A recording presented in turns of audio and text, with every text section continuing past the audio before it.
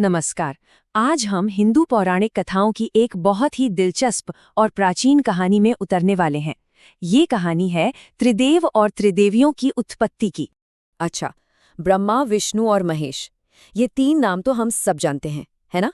सृष्टि के निर्माता, पालनहार और परिवर्तक। पर एक मिनट, अगर सब कुछ इन्हीं से शुरू हुआ है, तो फिर सवाल ये उठता है कि उन्हें किसने बनाया?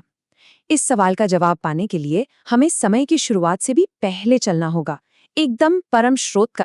तो आज का हमारा सफर कुछ ऐसा रहेगा। हम जानेंगे कि इस परम त्रिमूर्ति की उत्पत्ति आखिर हुई कैसे, ये प्रथम निर्माता नारायण कौन थे।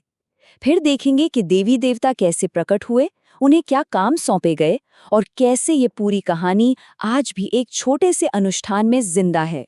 चलिए शुरू करते हैं। तो हमारी कहानी तीन देवताओं से नहीं, बल्कि एक परम शक्ति से शुरू होती है। ये थे नारायण। कहते हैं कि जब ब्रह्मांड था ही नहीं, तब सिर्फ और सिर्फ भगवान नारायण थे।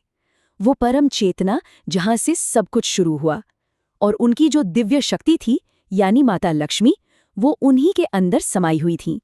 और यहीं से कहानी बहुत दिलचस्प हो जाती है। अब हम एक ऐसी रचना की कहानी देखेंगे जिसमें एक अद्भुत संतुलन है, एक सिमेट्री है। तो सबसे पहले भगवान नारायण ने अपने ही शरीर के अलग अलग हिस्सों से तीन महान देवताओं को प्रकट किया, लेकिन उनमें एक कमी थी, वे अधूरे थे। तो नारायण ने अपनी शक्ति माता लक्ष्मी, जिन्हें कमलात्मजा भी कहते हैं, उनसे कहा, मैंने इन पुत्रों को बनाया तो है, पर वे अधूरे हैं। तुम्हें आना होगा और अपनी शक्ति से इन्हें पूर्ण करना होगा। अब इस स्लाइड को जरा ध्यान से देखिए, ये वाकई कमाल है। इसमें एक परफेक्ट सिमेट्री है। जैसे नारायण की नाभि और पेट से ब्रह्मा प्रकट हुए, तो ठीक वैसे ही माता कमलात्मजा की नाभि और पेट से सरस्वती प्रकट हुई।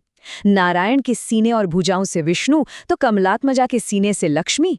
नारायण की भौहों और आंखों से महेश, तो कमलात्मजा की भौहों और आंखों से गौरी। देखिए कितनी खूबसूरती से रचना पूरी हुई। तो चलिए, अब जब ये दिव्य जोड़े बन गए, तो देखते हैं कि इन्हें नाम कैसे मिले और इनके काम क्या तय हुए। यहाँ भी वही सिमेट्री जारी रहती है। भगवान नारायण ने पुरुष देवताओं को नाम दिए और माता कमलात्मजा ने स्त्री देवताओं को। इस तरह से इनकी दिव्य पहचान स्थापित हुई। इसके बाद हर एक जोड़े को एक खास जिम्मेदारी सौंपी गई। ब्रह्मा और सरस्वती को मिला सृष्टि की रचना और ज्ञान का काम। विष्णु और लक्ष्मी को दुनिया के पालन पोषण का जिम्मा मिला, और महेश और गौरी को परिवर्तन और शक्ति का।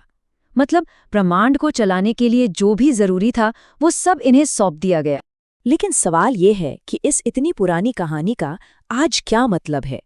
इसका जवाब एक बहुत ही छोटे और गहरे अनुष्ठान में छिपा है। ये पूरी की पूरी ब्रह्मांड की कहानी एक बहुत ही सामान्य से रिचुअल में बसी हुई है, जिसे कहते हैं आचमन। मतलब पूजा से पहले शुद्धि के लिए जो पानी पीते हैं ना, बस वही। तो आचमन में जो 3 घूंट पानी पिया जाता है, वो असल में इन्हीं दिव्य जोड़ों के सम्मान में है। पहला घूंट वो है नारायण, नारायणी, विष्णु और लक्ष्मी के लिए। दूसरा वाला ब्रह्मा और सरस्वती के लिए। और तीसरा घूंट है महेश और गौरी के लिए। इस तरह एक छोटे से काम से हम पूरे ब्रह्मांड और अपने अंदर की दिव्य ऊर्जाओं को नमन करते हैं।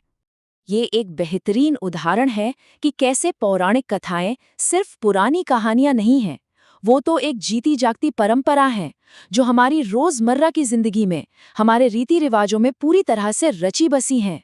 और ये हमें सोचने पर मजबूर करता है ना, कि हमारे आसपास के छोटे छोटे रीति रिवाजों में न जाने और कितनी ऐसी गहरी कहानियां छिपी हैं, बस हमारे खोजे जाने का इंतजार कर रही हैं।